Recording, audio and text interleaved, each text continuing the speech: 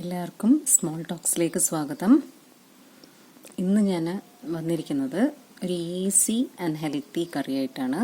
അപ്പോൾ നിങ്ങൾക്കിപ്പം തലേന്നത്തെ കറി ഫ്രിഡ്ജിൽ ബാക്കി ഇരിപ്പുണ്ടെന്ന് വെക്കാം. അപ്പോൾ എന്നാലും അത് മുഴുവനായിട്ടും തികയില്ല. അപ്പോൾ ഒരു ചെറിയൊരു കറി കൂടി വേണം, കുറച്ചെങ്കിലും വേണം എന്നൊക്കെ ഉണ്ടെങ്കിൽ നിങ്ങൾക്ക് ഈസി ആയിട്ട് നിങ്ങളെ വീട്ടിൽ മത്തനുണ്ട്, മത്തൻ പൂവ് കുറേ അതിൽ വിരിഞ്ഞ് നിൽക്കുന്നുണ്ട് ഒക്കെ ഉണ്ടെങ്കിൽ നിങ്ങൾക്ക് ഈസി ആയിട്ട് ഹെൽത്തി ആയിട്ടൊരു കറി ഞാൻ പറഞ്ഞുതരാം. ഇതാണ് പരിപ്പ് മത്തൻ പൂവ് കറി. ഇത് കണ്ടോ നിങ്ങൾ, ഇതാണ് പരിപ്പ് മത്തൻ പൂവ് കറി. അപ്പോൾ എനിക്ക് ഇന്നലെ ഞാൻ വെച്ച സാമ്പാർ ഫ്രിഡ്ജിലിരിപ്പുണ്ടായിരുന്നു. പക്ഷെ അത് പോരാ, കുറച്ചും കൂടി കറി വേണം. അപ്പോൾ ഞാൻ വിചാരിച്ചു, ഞാൻ ആലോചിച്ചു ഈസി ആയിട്ട് എന്താ ഒരു ഹെൽത്തി ആയിട്ടുള്ള കറി വെക്കാമെന്ന് വിചാരിച്ചു.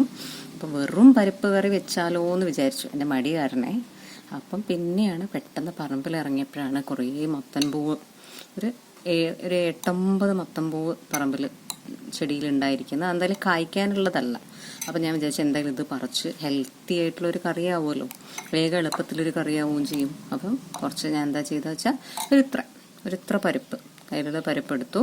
പക്ഷെ അതിനനുസരിച്ചേ വെള്ളം വെക്കാൻ പാടുള്ളൂ, മറ്റു വളരെ ലൂസായി പോകും. അപ്പം നമ്മളെടുക്കുന്ന പരിപ്പിനനുസരിച്ച് വെള്ളം വെക്കുക. കുറേ ചെറിയുള്ളി ഇല്ലേ, ചെറിയുള്ളി അരിഞ്ഞിട്ടു. ഞങ്ങളെ വീട്ടിലുണ്ടായ കുറച്ച് കാന്താരി മുളക് ഉണ്ടായിരുന്നു, അതും മുറിച്ചിട്ടു. അപ്പോൾ പരിപ്പ് കുക്കറിലേക്ക് ഒരിത്ര പരിപ്പ് എടുത്തു, അതിനനുസരിച്ച് വെള്ളം വെച്ചു. ഉപ്പ്, പച്ചമുളക്, കുറച്ചധികം ചെറിയുള്ളി, ഒരിത്ര ചെറിയുള്ളി ഞാൻ കുറച്ചധികം ചെറിയുള്ളി അരിഞ്ഞിട്ടു. എന്നിട്ട് കുക്കറിൽ പരിപ്പ് ഒരു 2 വിസിൽ വരുത്തി. അപ്പോൾ പരിപ്പൊക്കെ ഒന്ന് അലിഞ്ഞ്, ഒരു കുക്കറിനനുസരിച്ചിരിക്കും. ഞങ്ങളുടെ കുക്കറിൽ 2 വിസിൽ വന്ന്, കുറച്ച് നേരം ഞാൻ പരിപ്പ് വെള്ളത്തിലിട്ട് വെച്ചിരുന്നു കേട്ടോ ആദ്യം.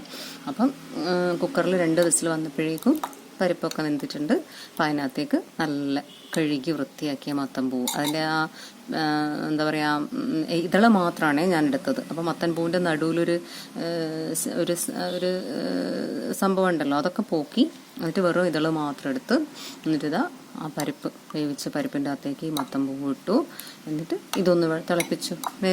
ഈ പൂവിൻ്റെ ഇതള് വേവാൻ മാത്രം കുറച്ച് നേരം വേവിച്ചു. എന്നിട്ട് ഞാൻ താളിച്ചു പോലും ഇട്ടില്ല കേട്ടോ.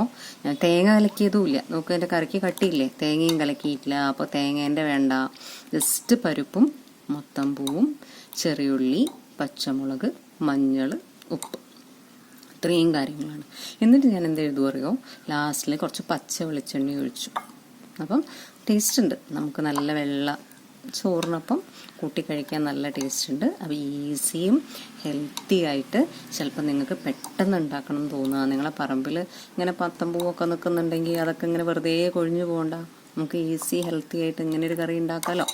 അപ്പോൾ നിങ്ങൾക്കെൻ്റെ ഈ റെസിപ്പി ഇഷ്ടമായി എന്ന് വിചാരിക്കുന്നു. ഇഷ്ടമായെങ്കിൽ എൻ്റെ ചാനലൊന്ന് സബ്സ്ക്രൈബ് ചെയ്യുക, ലൈക്ക് ചെയ്യുക, ഷെയർ ചെയ്യുക, സപ്പോർട്ട് ചെയ്യുക. Okay, thank you.